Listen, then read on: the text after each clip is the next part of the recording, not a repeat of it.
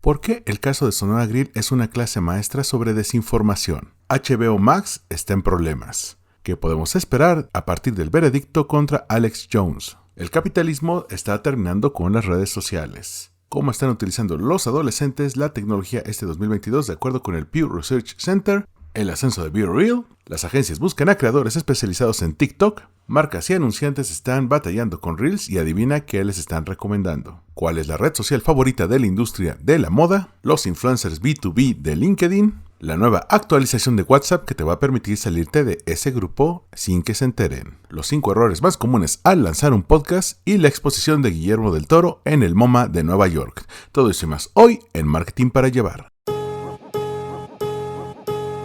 Esto es Marketing para Llevar, cápsulas de mercadotecnia para tu negocio. con Armando Ruiz. That's all right, mama. That's all right with you. That's all right, mama. Any way you do, that's all right. Una semana muy movida en muchos sentidos, no solamente por los temas que te voy a traer esta semana, que veo que hay muchos muy interesantes, sino también por las cosas que ocurren fuera de este podcast.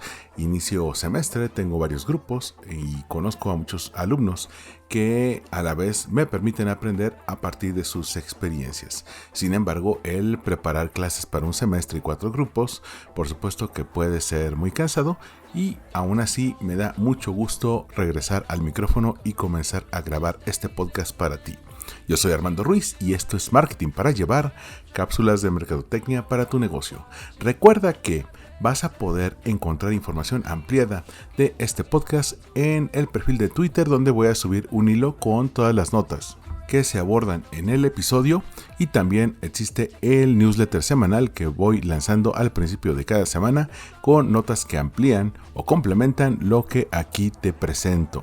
En cuanto a mí, me puedes seguir en Twitter, Instagram y TikTok como Armando-MKT, y la verdad esta semana me trajo grandes sorpresas en cuanto a los temas, así que vamos a comenzar con los temas de la semana.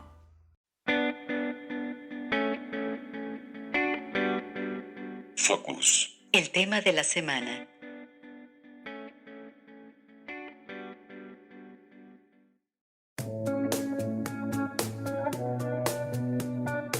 Originalmente no iba a hablar del Sonora Grill, del caso del Sonora Grill, porque normalmente cuando sale una nota inflada partiendo de información falsa que no está corroborada, no está comprobada y los medios dan como buena, inmediatamente la descarto porque no suma la conversación. Porque ya con el tiempo, cuando uno se comienza a dedicar a esto de las redes sociales, ya empiezas a detectar cuando una información se libera con un fin de dolo. Yo no soy muy fan de Sonora Grill, creo que habré ido 1 o 2 veces en mi vida. No soy muy fan tanto de la comida como del ambiente, y sobre todo del precio tampoco soy muy fan, no suelo ir mucho a este restaurante, así que me sorprendió cuando expuse este tema en TikTok, que pues todos los comentarios iban en el sentido de ¿y quién te pagó? ¿Y cómo osas dudar de que esto es cierto? Vamos a ponernos un poco en contexto. Hace más o menos semana y media salió una nota en varios medios en los cuales daban por buena la denuncia de una cuenta tanto en Twitter como en Instagram que se llamaba Restaurantes del Terror. Y esta cuenta denunciaba que el restaurante Sonora Grill, particularmente la sucursal de Sonora Grill Prime que está en Polanco, pues tenía la costumbre de separar a clientes de tez blanca de los de tez morena, que tenía una sección, digamos, VIP a la vista de la calle y otra que estaba más oculta hacia el fondo para aquellos que son morenos. También mencionaban que el dueño, como dicen, se daba sus vueltas, es decir, cada cierto tiempo visitaba esa sucursal y si no los veía acomodados de esa manera, regañaba al personal. Esto después generó no solamente todo tipo de opiniones en contra de este restaurante, sino también que otros ex empleados sacarán videos diciendo que si bien no les tocó ese asunto en particular, no dudan ni tantito que Sonora Grill es capaz de eso y más. Ojo, ex empleados. Y me sorprendió que tuiteros que conozco como Fraila de las Vacantes o la de RH, que no suelen tuitear de esto, de repente todos sus tweets durante al menos 2 días giraban en torno al Sonora Grill. No dejaban de comentar de esta situación y bueno, se generó mucho ruido hasta que los medios de comunicación lo dieron por válido, sacaron una nota con esta denuncia, por supuesto sin ir a verificar si esto estaba ocurriendo, que solamente bastaba ir y ver el restaurante, ¿no? Incluso intentar comer ahí, ¿por qué no? Simplemente para ver cómo se veía desde adentro, quedarse un rato, platicar con los empleados, no los ex empleados, sino los empleados para que les den su punto de vista. Básicamente hacer periodismo, ¿no? Corroborar este tipo de denuncias. Simplemente lo dieron por bueno, lo publicaron y el gobierno de la Ciudad de México y el Consejo para Prevenir la Discriminación anunciaron que iban a comenzar investigaciones al respecto.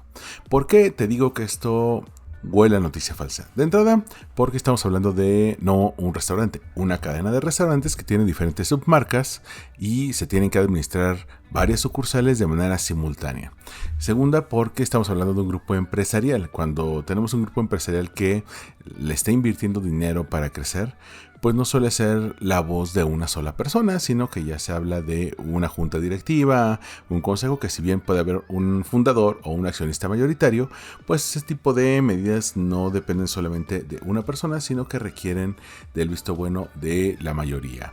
Tercero, porque ninguno de los medios que sacó esta nota para jalar clics, porque realmente era eso, si el tema era trending topic, si el tema era de moda, pues ellos se querían sumar para que la gente se metiera a leer en sus respectivos portales, pues no se metieron a corroborar, como te había comentado, no hicieron periodismo, no se metieron a al menos comprobar si esto era así o incluso si era peor, simplemente eso, corroborar. Y cuarto, la manera en que fluyó la noticia. La noticia originalmente surgió en Instagram, no generó mucho revuelo, pero después la mudaron a Twitter y ahí es realmente donde explotó la bomba. Recordemos, ya te lo he comentado en este podcast, que aunque apenas supera los 300 millones de usuarios, Twitter es la red social favorita de los periodistas.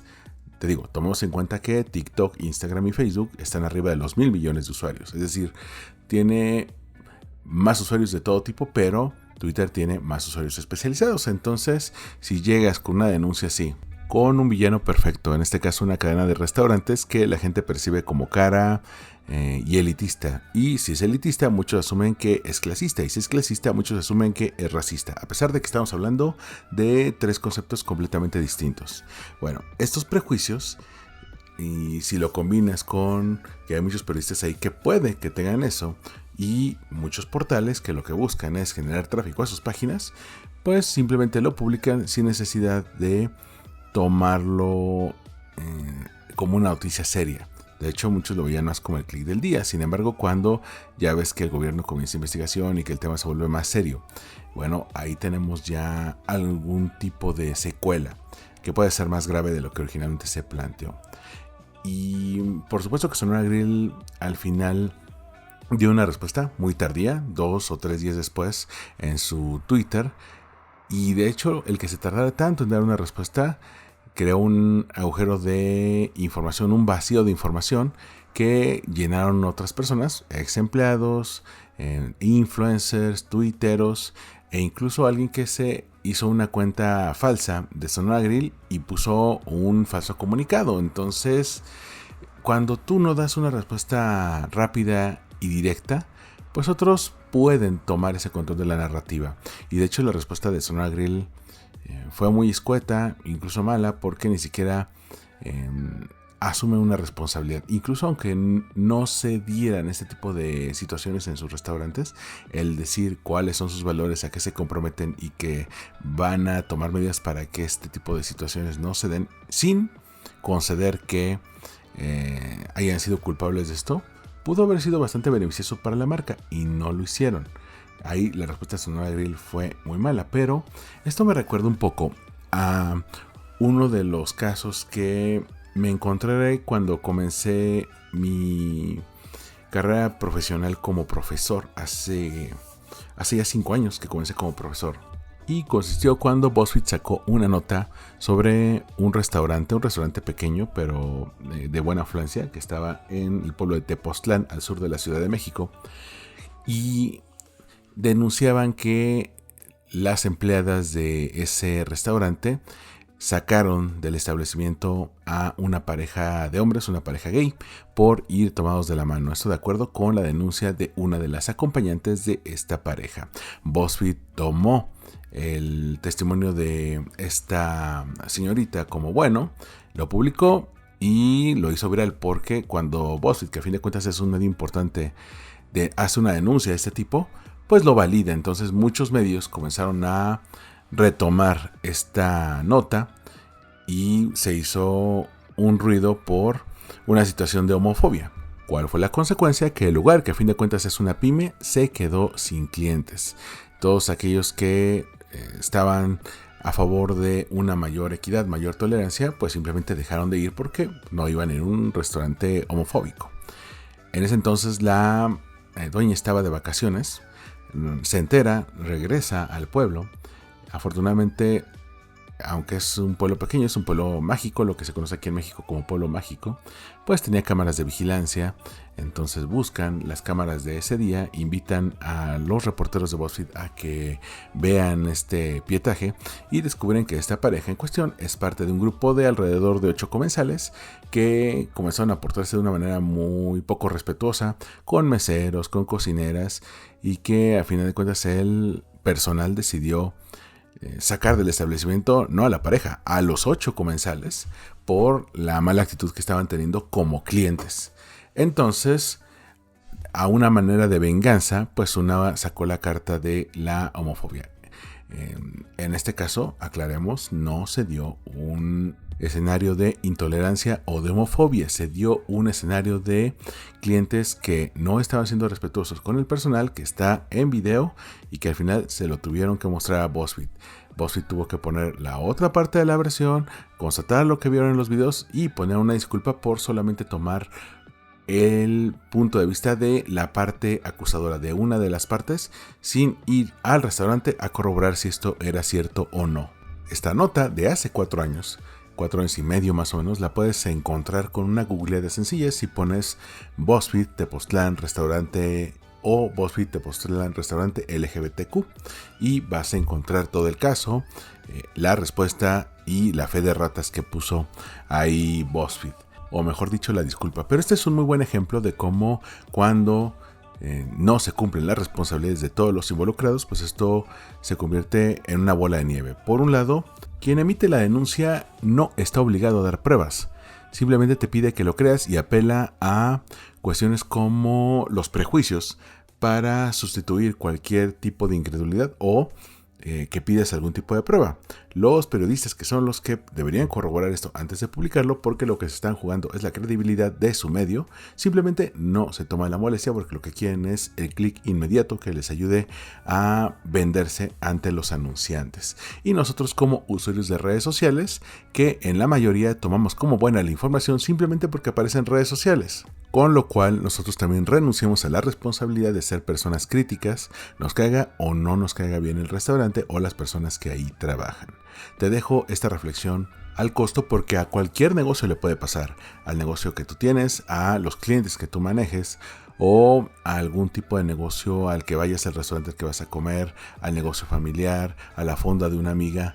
Todas las organizaciones públicas, privadas, desde changarros hasta los gobiernos de los países son susceptibles a un escenario de crisis, y el aprender de lo que estamos viendo aquí nos prepara por si en algún momento nos toca un escenario así en un ambiente más cercano.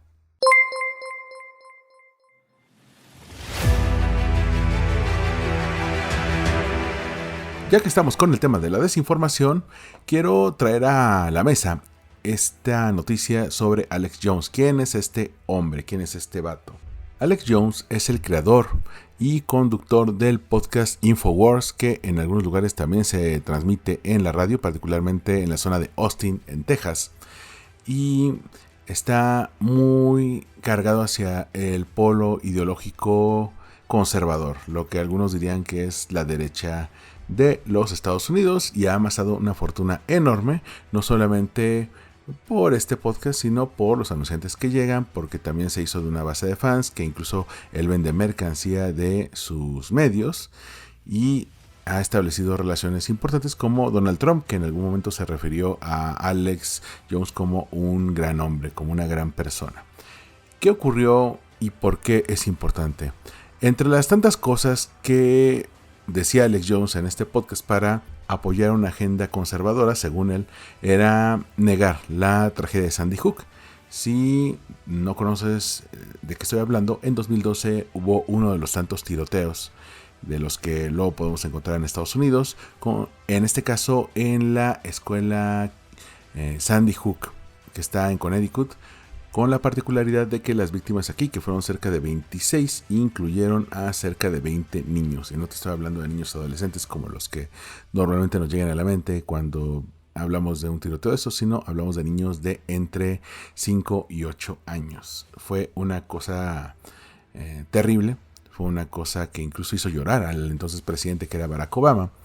Y a partir de ahí inició una serie de movimientos para la regularización de las armas. Bueno, es un movimiento que ya se había dado de varias formas en los años anteriores y que este hombre, Alex Jones, decía que eso no ocurrió, que los que aparecían como padres de los niños eran actores pagados, y esto hizo también que varios de los seguidores de este podcast fueran a los perfiles de redes sociales de estos padres y los comenzaran a atacar. Después de varios años, la corte de Austin, Texas, después de un juicio de 2 semanas, determinó que Alex Jones debía pagar una multa de $44 millones, divulgar información falsa, y además debería pagarle una compensación de $5 millones a una pareja de padres, solamente los padres de uno de los niños, que son los que demandaron. Imagínate que todos los demás padres hubieran demandado, como compensación por daños punitivos, es decir, por la responsabilidad que tuvo para que los fans de este podcast salían a atacarlos. Si bien se habla mucho de que el hombre se declaró en bancarrota, a pesar de que pues mostró muchas veces cuáles eran sus ganancias para este fin, y por eso le pusieron una multa tan alta, esto siente un precedente para todos aquellos medios, al menos en Estados Unidos, pero recordemos que en Estados Unidos siempre es punta de lanza en ese tipo de cosas para al menos el continente americano y buena parte del europeo. Pero establece un precedente para que este tipo de noticias falsas que se difunden y que muchas personas las dan por buenas, y por eso le encuentro mucha relación con lo de Sonora Grill, solamente que aquí las consecuencias hacia las personas suelen ser más terribles, pues este tipo de información falsa no se difunda impunemente. ¿Por qué? Porque en varios países, al menos he visto casos en Colombia, en Argentina, en Chile y obviamente en México, pues está esta camada de youtubers y podcasters que van hacia cierto tipo de ideología abiertamente intolerante. Ellos pueden decir que son de derecha o de izquierda, pero a fin de cuentas son intolerantes, y que con tal de generar views o escuchas y de crecer, y algunos incluso llegan a vender su mercancía en su página, porque muchos son independientes, otros se alían con los gobiernos de sus respectivos países. Bueno, difunden información falsa, incluso información que las personas podrían refutar simplemente haciendo una búsqueda sencilla en Google.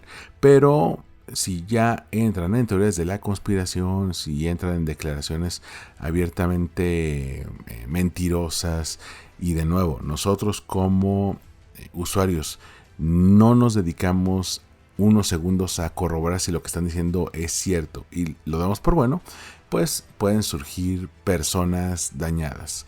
Y no me refiero solamente a que lleguen y te empiecen a comentar en tus redes sociales, sino que estos daños trasciendan del entorno digital y que incluso puedan llegar a un entorno físico. Por eso esta multa a Alex Jones es muy importante, la pague o no, la llegue a cubrir o no, porque lo que nos llama la atención es que ya sentó un precedente para que no cualquiera pueda estar difundiendo esto. También permite que las víctimas puedan entablar un mecanismo de defensa contra estas personas que se hacen ricas a través del daño que le hacen a personas inocentes, y esto puede generar cambios en otros países. Vamos a darle seguimiento.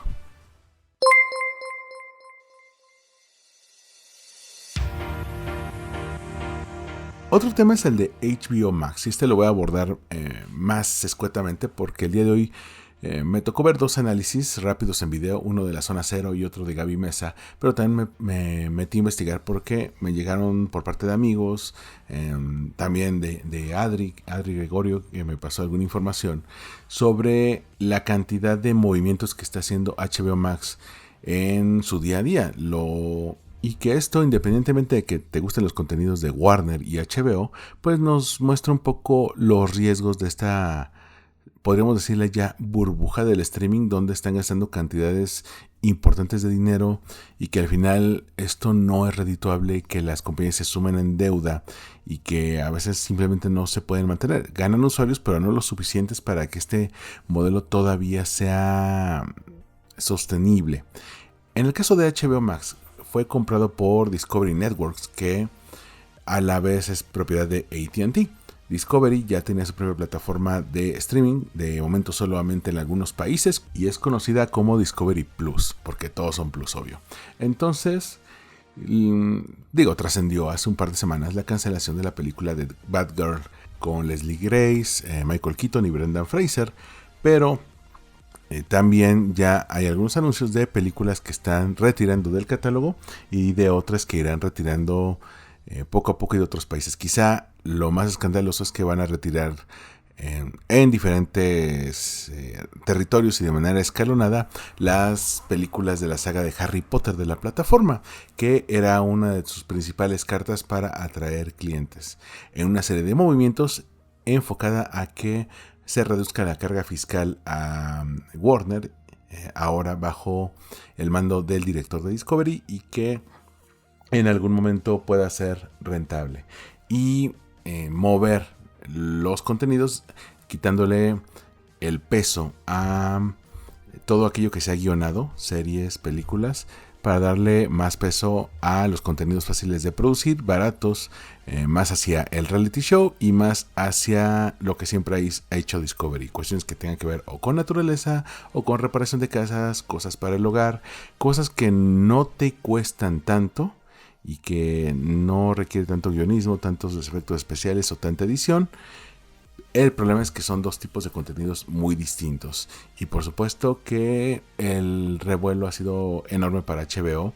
Ya lleva un par de semanas con noticias muy negativas que pues simplemente abonan a lo que se ha hablado de Netflix en los últimos meses, que los costos ya lo están comiendo, ya está llegando al tope de usuarios y tampoco le están saliendo los números. Es importante ver esto porque durante los últimos 4 o 5 años vimos a muchos retadores llegar para tratar de ganar un poco de esta participación del mercado que había tenido Netflix. Sin embargo, ya estamos viendo que los costos financieros los hacen inviables, a menos que tengan un respaldo financiero fuerte que no necesariamente tenga que ver con esos contenidos. Por ejemplo, Amazon Prime, que se sostiene de toda la maquinaria que le permite Amazon, y Apple TV Plus, que se sostiene de toda la venta de hardware y software de Apple. Incluso Disney, que tiene otras verticales de negocio. Ahí tenemos los cruceros, los parques, los hoteles, y que esto hace que si en algunos años la venta de boletos de sus películas sea menor de la esperada, y eso lo vimos en la pandemia, las otras verticales de negocio te puedan llegar a salvar. En el caso de Netflix y de Warner con HBO Max, este tipo de modelo no existe porque ellos viven completamente de los contenidos. Y muy probablemente, si no se reinventan y no se reestructuran, van a acabar muriendo. Y esto va a ser una especie de burbuja, va a ser un sueño.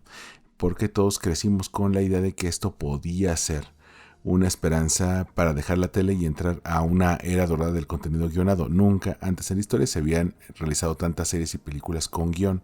Sin embargo, puede que al llegar al tope de la cuota de mercado y que los usuarios no podamos pagar todos los servicios a la vez, pues empiecen a caer. Lo que no esperaba es que una marca con una buena reputación como es HBO llegue a morir de esta forma.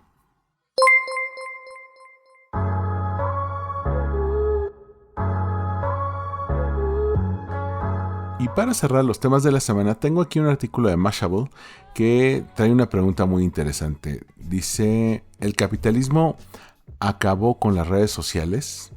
Esta es una pregunta que llama mucho la atención por lo que hemos estado platicando en las últimas 2-3 semanas, tanto por la TikTokificación de Facebook como de todos estos cambios de Instagram que generaron una queja de las Kardashian, que después abrazaron más de 2.5 millones de usuarios. Bueno, vámonos a esta nota que saca Mashable, que le acabo de dar una leída y menciona cómo, pues, odiar a Instagram siempre ha sido parte del core de los usuarios, ¿no? ¿Por qué? Pues porque hace 10-12 años, en 2010, se nos presentó una nueva forma de crear contenido, una red social que te permitía enfocarte en las fotos. Con el paso del tiempo y sobre todo de los publicistas, pues cada nueva red social que traía un nuevo formato, inmediatamente Instagram lo comenzaba a copiar.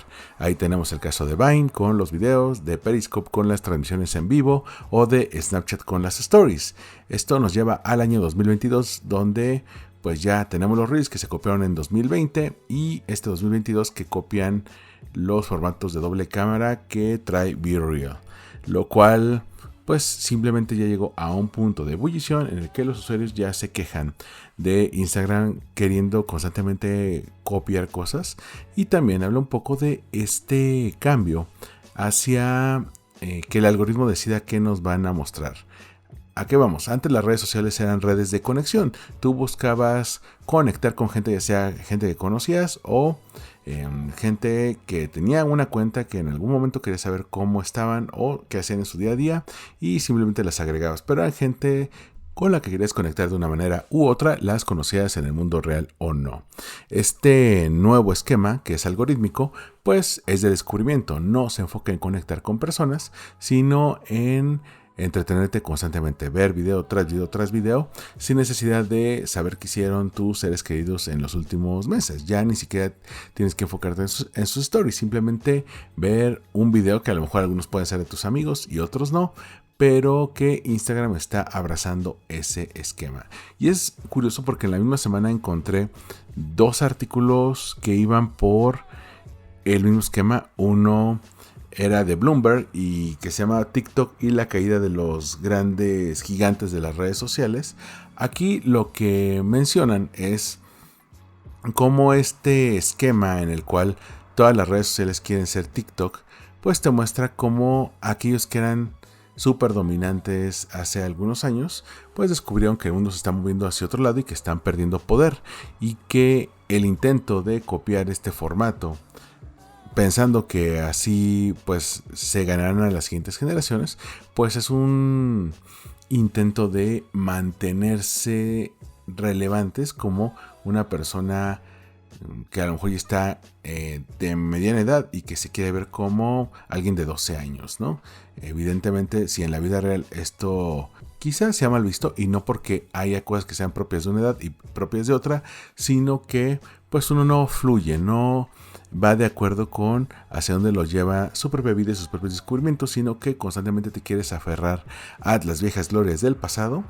Bueno, este boom de TikTok puede que también genere el colapso de gigantes de las redes sociales. Aunque personalmente a mí me parece una de las ventajas más grandes que todos le quieran copiar a TikTok, porque nunca antes había sido tan sencillo generar un contenido para una red social y que te sirva para todas las demás. Y esto te lo comentaba en el newsletter, que uno de los dogmas de fe del community manager es que tenías que crear contenido, bueno, también del content manager, contenido diferente y con formatos para cada tipo de red social. Es decir, en Twitter al principio era puro texto, ya después le puedes agregar imágenes y video, pero de cierto formato, ¿no? En el caso de Facebook había posteos, antes eran más hacia los links, después más hacia el video y ahora están más hacia los reels. En el caso de Instagram, todo este viaje que te acabo de contar de formatos, ¿no? Desde las fotos hasta los reels. En LinkedIn era más de blogs o de esquemas que se conocen como thought content. En Pinterest más imágenes o videos enfocados en vender, etcétera. Y bueno, ya ubicas el punto, ¿no? Y en YouTube videos de formato largo. Sin embargo, cuando todos abrazan estos videos cortos en formato vertical, solamente tienes que crear videos para una sola plataforma. Y si se ajusta, si te gusta la edición y te queda bien, pues usar el mismo video para todas las demás. Por ejemplo, yo tengo un cliente que pues diariamente les creo un video para TikTok, y el video también me sirve para Instagram Reels, para los Facebook Reels, para las stories de estas dos plataformas, para los YouTube Shorts. Si tuviéramos un perfil de Pinterest también serviría para Pinterest, y incluso lo pude haber subido para Twitter, pero la cuenta de Twitter la cerramos hace años porque no era relevante para los objetivos del negocio. No nos estaba llegando tantos leads por ahí. Entonces, para los community managers es el mejor momento. Por supuesto, tienes que adaptar otro mindset de habilidades más enfocado a lo audiovisual. Más que imágenes, vete a video. Otro de los textos que se me olvidó mencionarte, que es del New Yorker y se llama La era de la ansiedad algorítmica. Sí, ahora la interacción online implica estar presente en un ecosistema de recomendaciones generadas por sistema, es decir, ya no lo curas tú, se cura automáticamente de acuerdo con el algoritmo. Y lo que el autor de este texto, que se llama Kyle Chaika, plantea es: ¿realmente queremos que las máquinas nos digan lo que queremos? Hay unos que sí, que se entregan completamente a lo que dice el algoritmo, y hay otros que pues le van recomendando al algoritmo qué es lo que no quieren ver. Lo pueden llegar a bloquear para que ya no les aparezca, pero seamos honestos, la gran mayoría se entrega a los placeres del algoritmo. Y este artículo del New Yorker pues también aborda este cambio en la manera en que estamos interactuando. Sin embargo, cuando mencionan esto de la ansiedad algorítmica, pues habla de esta ansiedad por perder el control de lo que tú estás viendo, del contenido que estás consumiendo. Así que te voy a dejar estos 3 artículos, el de Mashable, el de Bloomberg y el de New Yorker, porque creo que nos da un buen panorama de, por un lado, hacia dónde se están dirigiendo las redes sociales, que esto parece en algún momento una locura, pero definitivamente así lleva el mundo. Vamos a tener que ver cómo nuestras estrategias digitales se circunscriben a este nuevo entorno. Spotlight, temas para dar seguimiento.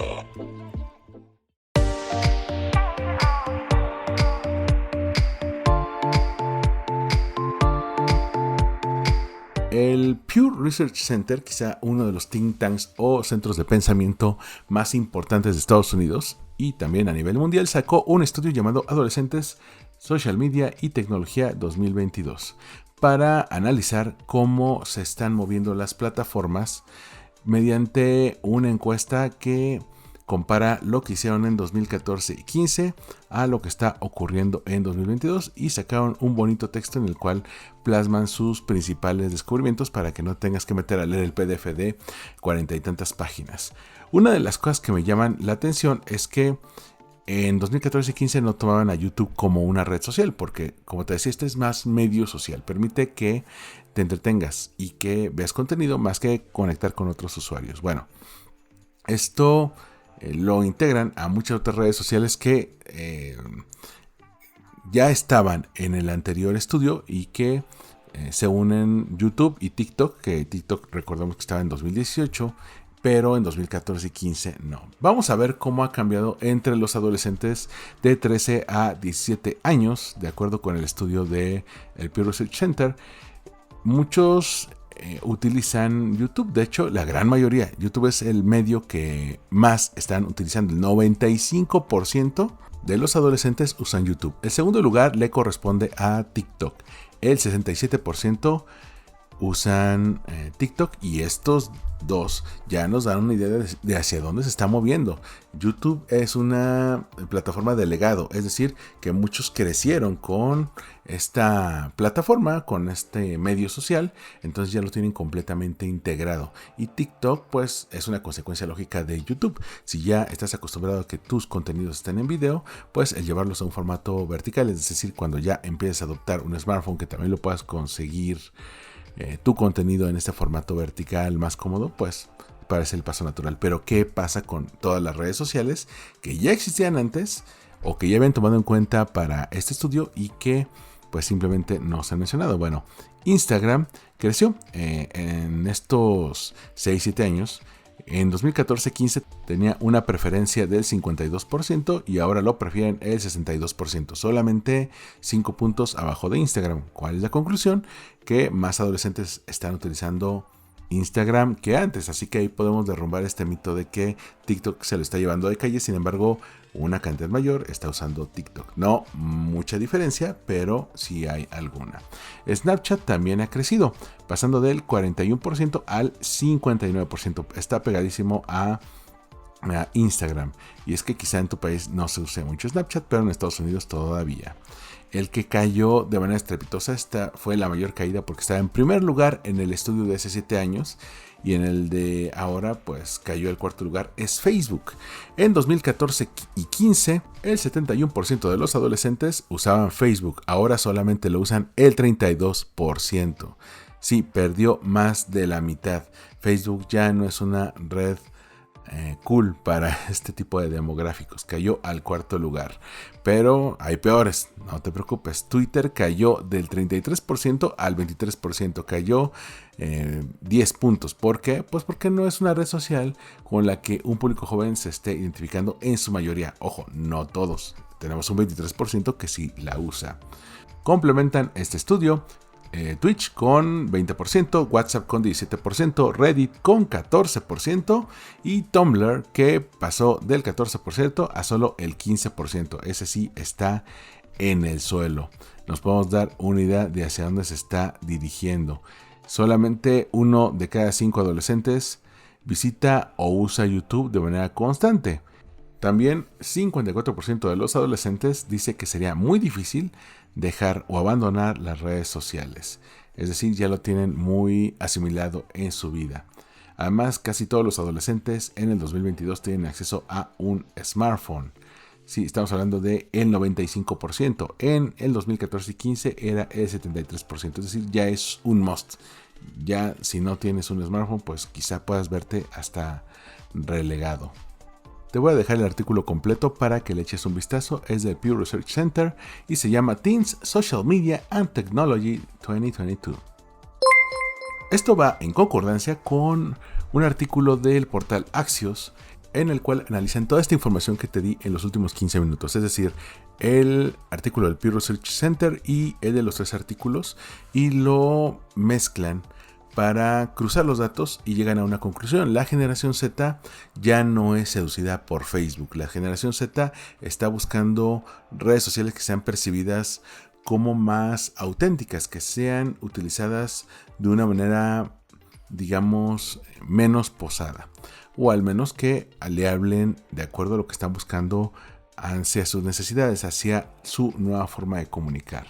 Y esto también me trae a la mente un artículo de Protocol que se enfoca en el caso de BeReal, que apenas a principios de años estaba hablando de BeReal, esta red social que pues está pegando mucho en Estados Unidos, todavía no tanto en otros países, pero que pues ya otras redes sociales, particularmente Instagram, copiaron ese esquema, que por ejemplo puedas subir videos o fotos usando las 2 cámaras del teléfono, es decir, la cámara frontal y la cámara externa, donde por un lado pones lo que estás viendo o lo que estás viviendo y también tu reacción ante ello.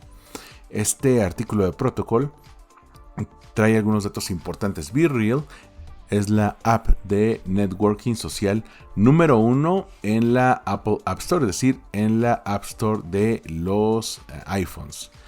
Y también está en el 9º lugar de las apps de redes sociales de Google Play. Es decir, ya estamos viendo que está entrando en esta etapa donde todos quieren al menos probarla, ¿no? Además, mencionan que el 85% de sus descargas totales ocurrieron entre marzo y julio, que llegan a las 20.2 millones. Sí, 20.2 millones de descargas.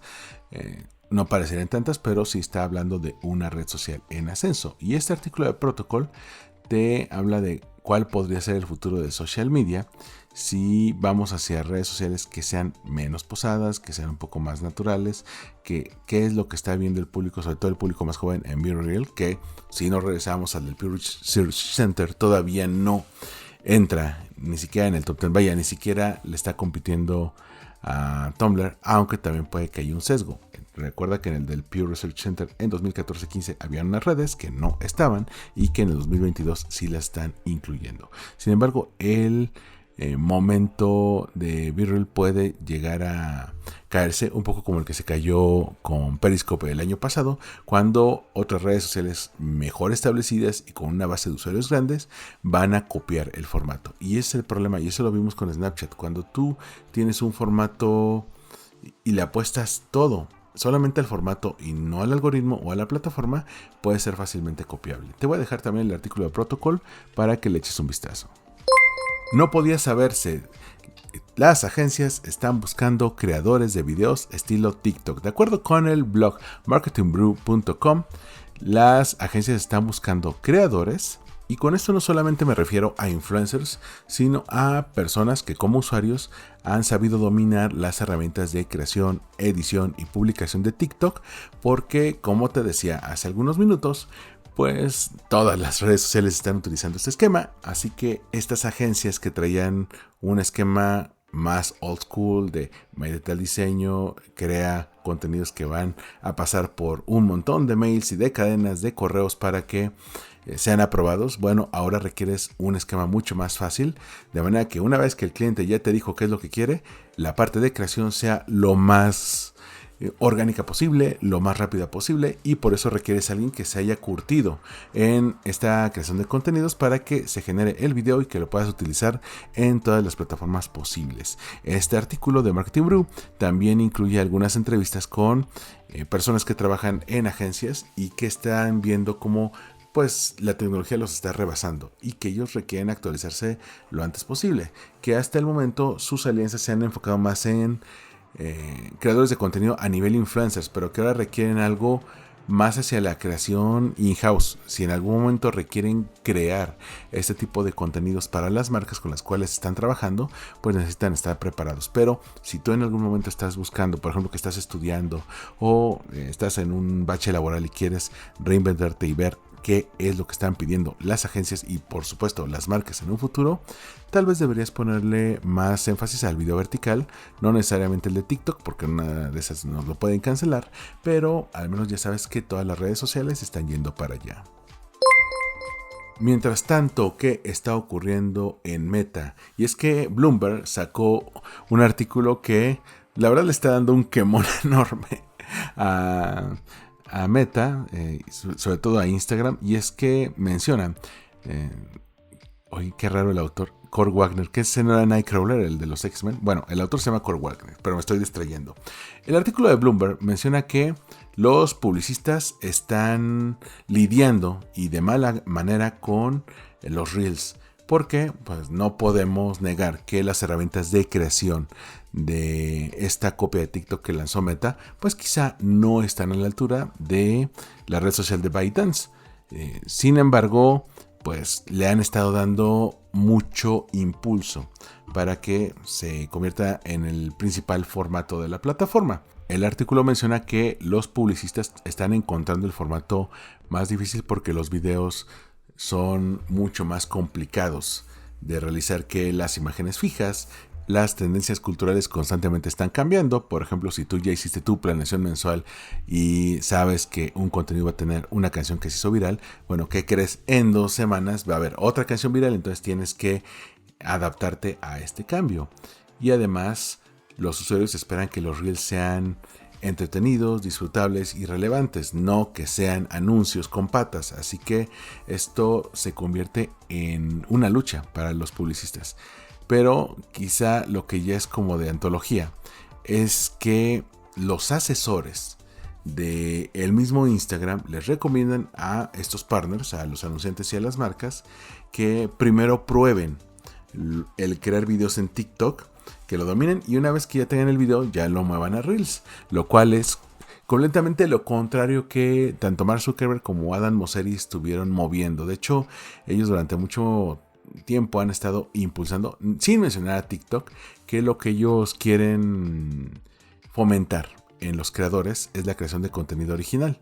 Y uno diría, pues sí, si lo hago yo es contenido original, ¿no? Sí, a lo que se refieren es a contenido original directamente como Reel, es decir, que no lo hagas en TikTok, porque De nuevo, lo que estamos viendo en Reels es que hay muchos que están subiendo sus Reels con la marca de agua de TikTok, e incluso hay quienes ya están buscando herramientas y desarrollaron herramientas para que tú puedas descargar el video sin la marca de agua para que lo puedas mover más fácil a otros formatos. Entonces, el que los especialistas, los ejecutivos de Instagram se estén atreviendo a recomendarte que primero crees en TikTok es básicamente como si los de McDonald's te dijeran que fueras al Burger King de enfrente a probar las hamburguesas y luego regresas con ellos simplemente para ver si saben mejor. ¿A qué me refiero? El primer lugar, y esto es una ley de branding enorme, el primer lugar no debería estarle haciendo promoción al segundo lugar. Ese es el detalle, que el que está en la cima pues está en la cima por algo, y si constantemente estás haciéndole alusión a tus contrincantes, lo que estás haciéndole es promoción desde el mejor asiento posible, desde el mejor púlpito posible, de hecho. Y cuando tú eres una marca retadora, cuando vienes a desafiar al líder, pues puedes mencionarlo todas las veces que quieras, porque la gente inmediatamente lo va a ubicar, es la marca líder. Por eso Pepsi le pega mucho a Coca-Cola, y por eso UPS o DHL le pegan mucho a FedEx. Y obviamente Burger King le pega mucho a McDonald's. El segundo lugar tiene todo el permiso de pegar al primero, pero el primero al segundo simplemente le estás ayudando, y creo que este artículo de Bloomberg nos da una idea de lo desesperados que están en esa red social. Primo hermano de esto, te voy a dejar un artículo que despierta también otra duda. Es de Input Magazine, de esta publicación de moda, y que a raíz de todo lo que vimos de Kylie Jenner, que pues a fin de cuentas son personas relevantes en el mundo de la moda, ¿no? Y con varios testimonios que complementan el artículo, pues nos hace preguntarnos si realmente TikTok ya relevó a Instagram como la aplicación de redes sociales favorita de la industria de la moda. ¿Por qué? Porque durante mucho tiempo Instagram siempre estuvo muy casado con la industria de la moda, sobre todo porque puedes poner imágenes, galerías, obviamente stories de tus eventos, pero ¿qué está ocurriendo? Si todo lo viral está ocurriendo en TikTok, no sería común que modelos, influencers, diseñadores, gente que organiza eventos como la Semana de la Moda se estén mudando ahí. Es importante hacerse esta pregunta. Por supuesto que estamos regresando a una red consolidada versus un retador, pero que sin proponérmelo, de repente en todas las plataformas que reviso para armar cada capítulo me salgan tantas notas poniendo a Instagram y a Facebook de un lado y a TikTok del otro, pues creo que se está viendo una tendencia muy fuerte.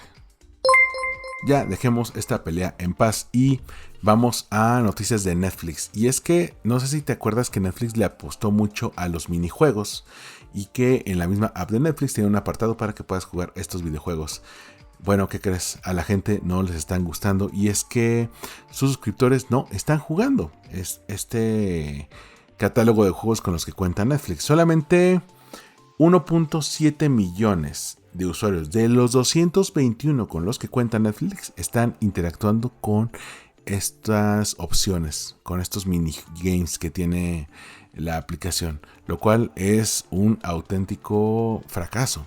Es decir, cuando tienes menos del 1% de tus usuarios utilizando tus videojuegos, que eran tu gran apuesta y que lo dijeron como bombo y platillo, y ya estaban otras plataformas viendo cómo lo hacían, pues te habla de que, por un lado, una cosa es que la gente entre a tu plataforma para ver contenido de manera pasiva, es decir, ven algo para entretenerse, a cuando tienes que entrar a algo de manera activa. Los videojuegos no te piden que estés de manera pasiva, necesitan que estés interactuando con ellos, por eso son videojuegos, son dos estilos de consumo de contenido muy distintos. Entonces ahí lo pasamos al costo, probablemente en algún momento les den cranky, pero ya sabemos que no funcionó.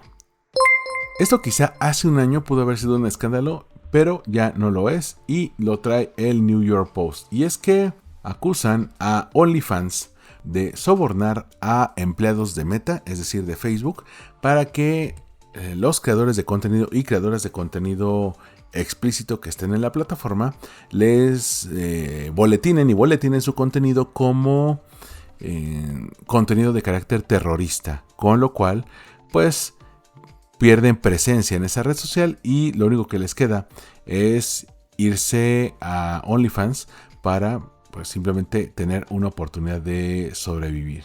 De acuerdo con una cantidad considerable de demandas que se presentaron en los últimos días, este es un esquema de fraude, es un esquema fraudulento, y es que habían personas adultas que vendían sin necesidad de un intermediario como OnlyFans, pues fotos not safe for work, fotos de contenido adulto y videos en sitios rivales, es decir, sitios rivales de OnlyFans, pero se promovían tanto en Facebook como en Instagram, que es básicamente lo mismo que hace OnlyFans. Bueno, los usuarios de OnlyFans que primero digamos que te llaman la atención en otras plataformas, particularmente Instagram, y te dicen si quieres contenido sin censura o contenido más explícito, pues ahí está el link en bio de OnlyFans. Entonces ellos iban viendo a qué creadores les iba bien en otras plataformas, se aliaban con estos empleados para que de manera manual y sin necesidad de una demanda formal de por medio boletinaran el contenido de estas personas como terroristas,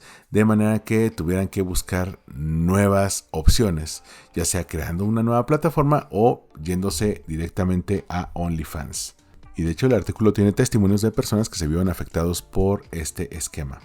Te digo, debió haber sido un escándalo, sobre todo el año pasado que estábamos viendo todos los desvaríos que tuvo OnlyFans. Sin embargo, entre todo lo que pasa y entre todas las cosas de esta semana, pues se pierde ahí, pero no lo quiero dejar de lado.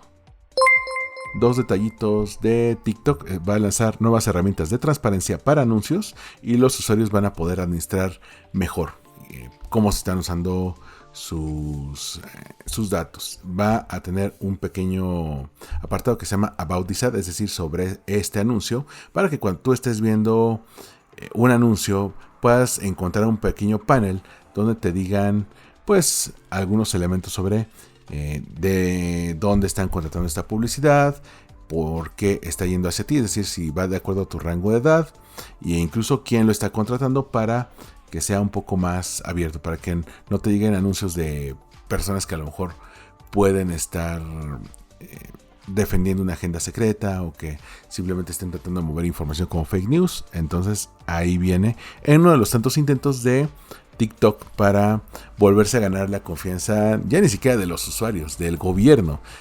También trascendió, y esto lo estaba viendo con Matt Navarra, me parece que también el artículo lo trae Bloomberg, que están estableciendo protocolos de blindaje interno para que estas fugas de información no se den tanto, y sobre todo con todos estos problemas que han tenido con lo del artículo de BuzzFeed, pues que no vuelva a ocurrir.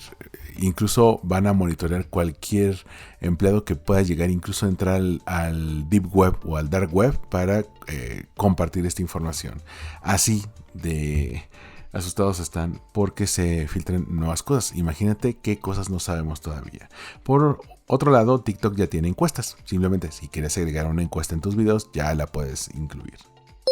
Imaginemos LinkedIn. ¿Qué tipo de influencers hay en LinkedIn? Bueno, Bloomberg, esta edición tiene mucho de Bloomberg, qué padre. Y es que sacaron un artículo en el cual mencionan a los influencers B2B. Estos influencers que, ¿dónde más los podrías encontrar si no es en LinkedIn? Por supuesto que tiene varios casos de personas que ya son de mediana edad, que incluso ya tienen el cabello gris, que utilizan traje porque pues LinkedIn es la red profesional por excelencia, que están compartiendo lo que decíamos hace rato, el thought content, el contenido pensado, pero que ahora lo lleven a nuevos horizontes, ya sea con video, con audio, o incluso que contenido que hicieron de otras plataformas lo jalen a LinkedIn, lo cual también ayuda mucho. Si tú ya estás creándote una imagen profesional y estás usando tu contenido en todas las redes sociales, no para algo personal, sino para algo profesional, ¿por qué no lo compartes en LinkedIn? Yo he visto en estas plataformas, ya sea en Reels o en TikTok o en los videos que están en Twitter, gente que habla de periodismo, de derecho, de psicología, de nutrición. Bueno, ¿por qué no llevar esto que ya sabes, aquello en lo que te has formado? Incluso personas que nunca habían entrado formalmente a alguna red social y dicen, bueno, voy a comenzar en LinkedIn porque ahí tengo a mi círculo de negocios, tengo clientes, tengo socios, darle esta oportunidad. Te voy a dejar el artículo de Bloomberg y enhorabuena, LinkedIn, por fin tienes influencers. Tristes noticias, Instagram dejará ir su programa de comercios afiliados el 31 de agosto. Este programa en el cual los comercios podían taguear algún artículo que estuviera vendidos en el marketplace y que pues simplemente ellos recibieran una comisión por cada vez que la gente comprara. Bueno, ya se va a acabar. Por otro lado, en WhatsApp están trayendo un cambio que ya era largamente anhelado. Anunciaron una actualización que va a permitir a los usuarios salirse de un grupo sin notificar a los integrantes, también controlar quiénes pueden saber si está en línea para que no estés escondiendo de esa persona que te acosa constantemente, y además podrás bloquear pantallazos, es decir, screenshots a mensajes de visualización efímera, que tú les mandas un mensaje que se va a borrar de inmediato y siempre va a estar esa persona que le hace el screenshot. Bendita sea WhatsApp, qué bueno que ya lo haces. ¿Cuál es el punto aquí? Yo solamente espero que ya nos den la opción de que podamos evitar que nos hagan pantallazos de nuestros chats, porque luego ves gente que anda compartiendo pantallazos de un chat con un tercero y yo digo así, y esta persona lo sabe, pero bueno, yo no soy muy fan de eso, pero es simplemente mi opinión. En las últimas semanas te contaba todo este esfuerzo que está haciendo Pinterest para abrazar el e-commerce, y los amigos de DigiDay sacaron un artículo que se llama "Cómo Pinterest espera cachar o ponerse a la altura del boom del e-commerce". Por supuesto que está bastante elaborado, pero vamos a enfocarnos en 5 elementos que te desarrolla este tema. Primero, los story pins, estos videos estilo TikTok en 2020, para que los creadores y las marcas crean contenido con este primer formato completamente enfocado en video. En 2021 lanzaron Pinterest TV, que le permite a la gente ver shows en los cuales la gente puede comprar, es decir, mientras Facebook, Instagram y TikTok se están saliendo del live shopping, Pinterest todavía lo está integrando, porque si bien no les está sumando mucho de momento, no les está restando tampoco, así que todo abona. En marzo de este año comenzaron la prueba beta de una nueva herramienta de checkout, es decir, en la cual tú puedes hacer el pago sin salir de la aplicación. En junio de este año sacaron una cosa llamada Idea Ads, es decir, anuncios de ideas para que las marcas usen videos para fines informacionales, es decir, pueden usar tanto videos como imágenes para este tipo de objetivos. Y en julio agregaron una nueva API, es decir, una nueva aplicación externa a Pinterest para shopping, que le va a permitir a las compañías agregar etiquetas, es decir, taguear algunos productos, y también tener una opción de comprar una tab, es decir, una pestaña de compra. No lo quería dejar de lado, así que te voy a dejar este artículo para que le eches un vistazo. Un par de notas rápidas de podcast. Apple se puso al día y por fin da una herramienta para que puedas hacer social sharing, puedas postear en redes sociales tus podcasts, cosa que ya tiene Spotify desde hace años. Por fin Apple lo tiene. Y Spotify echó luz verde a un rediseño que le va a dar más prioridad en la sección de Discovery a los podcasts, que ya te le había comentado esto hace un par de semanas, y también tiene un apartado para aquellos que siguen siendo fans de la música. En este gran esfuerzo de Spotify para hacer que los podcasts sigan siendo relevantes, ahí lo tienes. Para aquellos que sean muy fan de Twitch, Twitch va a reducir los días de su servicio de 14 a 7 días. Si tú tienes este servicio en el cual tus streams se mantienen todavía un rato después de que los emites, bueno, antes se podía hacer por 14 días, ahora solamente se va a poder hacer por 7. Por cierto, antes de que se me vaya, una nota que hay que darle seguimiento. Hace algunos meses te comentaba sobre el apagón de Facebook en Europa, pues ya lo evitaron, no se va a apagar de momento. ¿Cuáles son los 5 errores más comunes al lanzar tu podcast? El portal de Leah Jackson en Medium pues se metió a darnos algún tipo de luz de si estás lanzando tu podcast, cuáles son los errores más comunes. Primero, la portada no se ve, no se identifican los elementos. Muchas veces le digo a mis alumnos cuando estamos viendo alguna imagen para móvil, recuerda que, sobre todo en un podcast, la mayoría de tus usuarios, en el caso de Estados Unidos, el 73%, de acuerdo con Buzzsprout, escuchen el podcast en el teléfono, así que tu portada tiene que ser identificable, que la gente lo pueda leer, y muchas veces caemos en este vicio de querer saturar de elementos la portada. No, hay que hacerla lo más legible posible, de preferencia 1400 por 1400 o de 3000 a 3000 píxeles en JPG o PNG y que esté a 72 dpi, que es lo mínimo indispensable. El segundo error, no tener un tráiler bien producido, que muchas veces queremos jalar, sobre todo para Spotify, que es el que tiene trailers. Bueno, ya Apple Podcast ya lo trae y Good Pods también.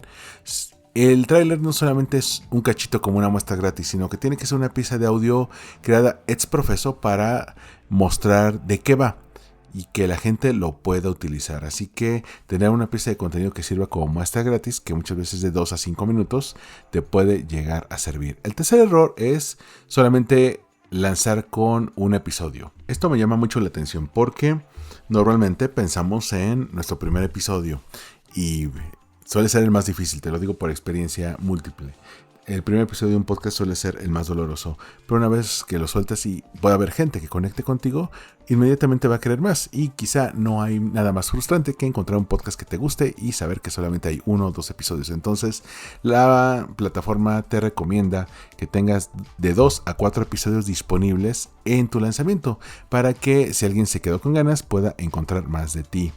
El cuarto error, que tengas una terrible, ellos mencionan crappy, que sería como una, de mierda, una promoción en redes sociales horrible.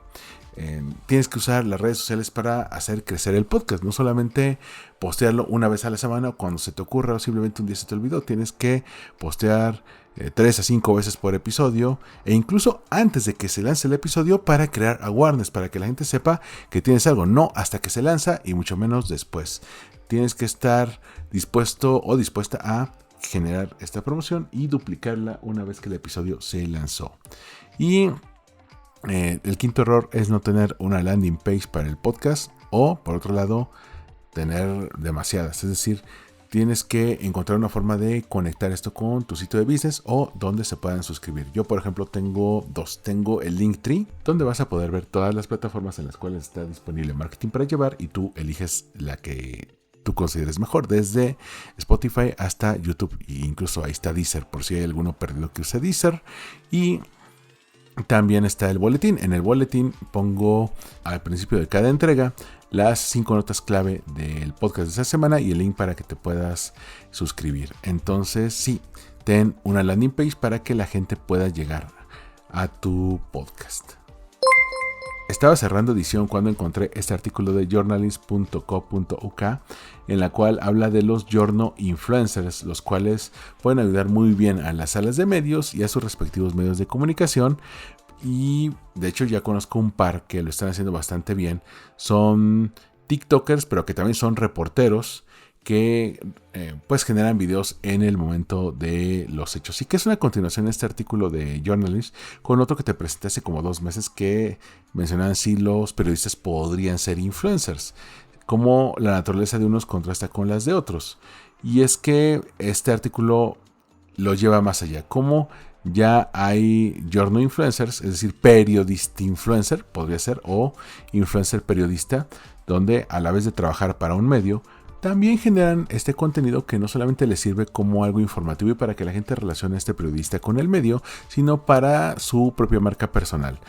Yo ahí tengo un ejemplo muy cercano que es el de Laura Brujes, que bueno, ahora recién con las elecciones de uno de los partidos aquí en México, que es Morena, le invitaron a hablar en el noticiero de, me parece que de Oscar Mario Beteta o el de José Cárdenas. Ella estuvo ahí, también estuvo en MBS, la jalaron de varios lugares, pero durante mucho tiempo estuvo luchando para entrar a medios grandes, y fue a raíz de que en las redes sociales comenzó a contar no solamente las noticias, sino su punto de vista, cómo vivía como reportera en el día a día.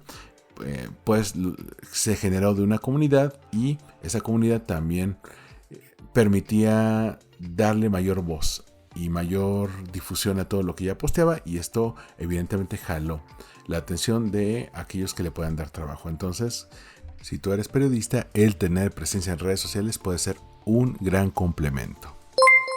Y cerramos con una bonita noticia. Guillermo del Toro va a tener por primera vez en su historia una exposición en el MoMA, el Museo de Arte Moderno de Nueva York, y tiene por motivo el lanzamiento de su próxima película en alianza con Netflix, que es su versión de Pinocho, uno de los proyectos de stop motion que más ha buscado desde hace más de 30 años. Esta exposición se llama Crafting Pinocho, es decir, creando a Pinocho, una exposición dedicada al proceso creativo detrás de esta película y que va a estar desde el 11 de diciembre y hasta mediados de abril de 2023. Así que si tú eres fan del stop motion de Guillermo del Toro y quieres una excusa para ir a Nueva York, ahí la encuentras. Soma. Libros, cine, series, recomendaciones de marketing para ti.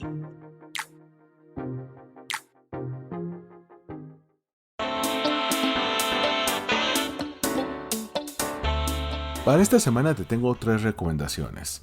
La primera es un mini libro de Marco Colín, este creativo publicitario que se aventó a hacer un libro auténticamente de bolsillo llamado 30 ideas sobre las ideas. Un libro que habla sobre las ideas que generamos de manera sencilla y busca inspirar a estudiantes de publicidad y diseño, que hizo en colaboración con Simulador de Vuelo y con IFATO. Este libro, que parece más como una serie de postcards que puedes utilizar, pero que complementa sus textos con dibujos, es uno de los tantos elementos que utilicé ahora que estoy preparando una de mis clases, que es creatividad publicitaria, y nos puede ayudar.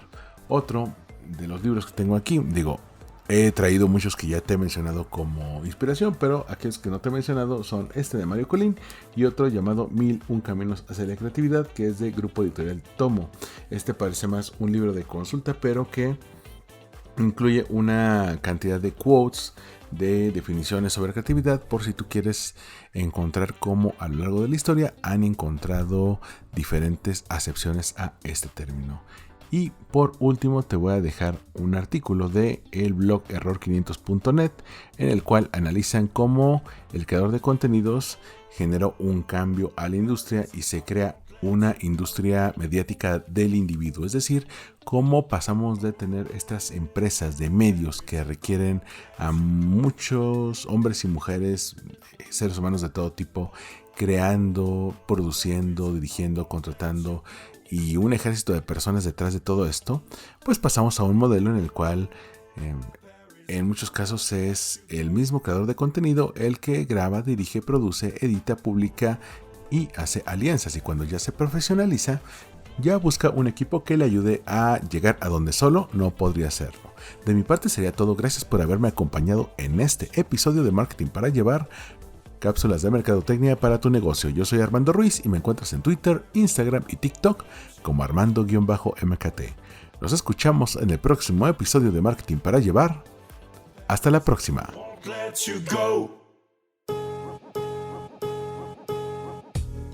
Gracias por escuchar. Marketing para Llevar. Síguenos en redes sociales como @MKT para llevar. Una producción de Olvin Iris Blog.